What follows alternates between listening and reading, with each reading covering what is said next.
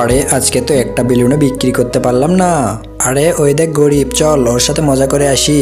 আরে রাস্তার পাশে এগুলো কি বিক্রি করছিস? তোর সব বেলুন আজকে ফেটে ফেলে দেবো, দাঁড়া তুই একটু।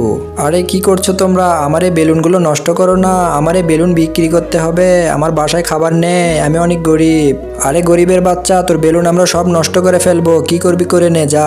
ম্যাডাম, আপনারা সবাই আমার বেলুন নষ্ট করলেন কেন? আমি কি অপরাধ করেছি আমাকে একটু বলুন, আমি অনেক গরিব, এই বেলুনগুলো বিক্রি করে আমার সংসার চালাতে হয়, আমি কি দোষ করেছি? আমার বেলুনগুলো কেন নষ্ট করলেন আপনারা? আরে এরা দুইজন মিলে তো অসহায় লোকের বেলুন নষ্ট করলো, আমাকে কিছু একটা করতে হবে, দাঁড়াও ওদেরকে দেখাচ্ছি মজা। আরে পিঙ্কি, আজকে একটা ঘটনা ঘটে গেছে। মিনি আর মিনা মিলে একটি গরিব অসহায় লোকের বেলুন ফেটে ফেলে দিয়েছে, অসহায় লোকটি কাঁদছে। আরে কি বলিস তোরা? ওদেরকে আজকে মজা দেখাচ্ছি, চল আমার সঙ্গে। আরে কোথায় ওরা? ওই যে আসতেছে, দাঁড়া ওদেরকে দেখাচ্ছি মজা, এই নে এই নে।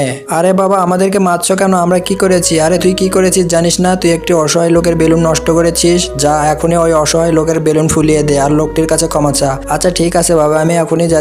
আঙ্কেল আঙ্কেল, আপনার সব বেলুন আমরা আবার ফুলিয়ে দিচ্ছি, আমাদেরকে ক্ষমা করুন, আমাদের অনেক বড় ভুল হয়ে গেছে, আমাদেরকে মাফ করে দিন। এই নেন, আপনার সব বেলুন ফুলানো হয়ে গেছে, এখন আপনি আবার এগুলো বিক্রি